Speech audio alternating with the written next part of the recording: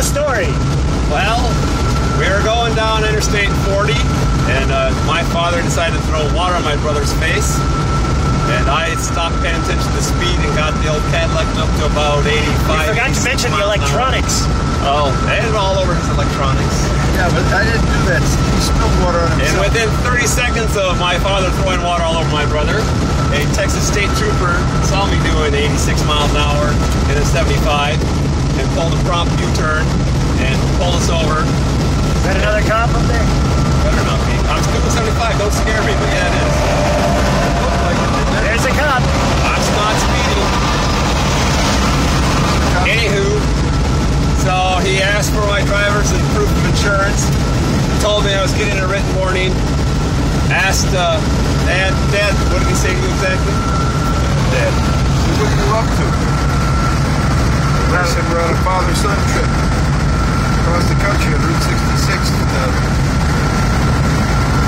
Minneapolis to California. Yeah. And that's about all. I don't think he asked me much more than that. So he asked me to step out of the car, go to the back of the car. Let's just sit in the front of the car next to the shotgun and I haven't gotten that far yet. I had to wait at the back of the car while he finished saying something to the dad, but I don't know what it was. Just asked me what we were doing. Yeah, he asked whose car it was. And I told him it was my car, and he said, what are you doing? And Dad said, we're taking father-son trip. And I told him that Dad just poured water all over me. Yeah.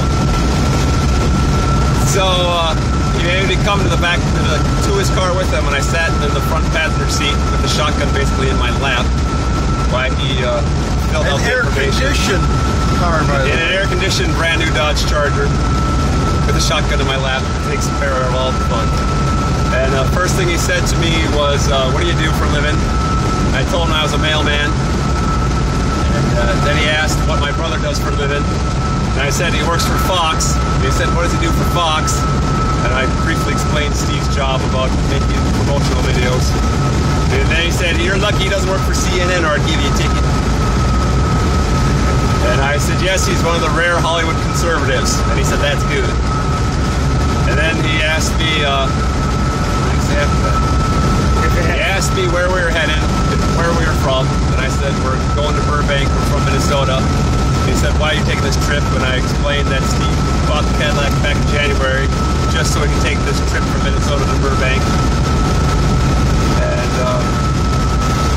And then he asked what Dad did for a living, and I said he was semi-retired, but he used to be a tax accountant advisor. Semi-retired or semi-retarded? I said semi-retired. I figured I was going to press my luck. Then he asked me how long I'd been a mailman and what I had done before that. So I said I'd been a mailman for 5 years, and then before that I'd been an accounts payable auditor for 14. And then he said, I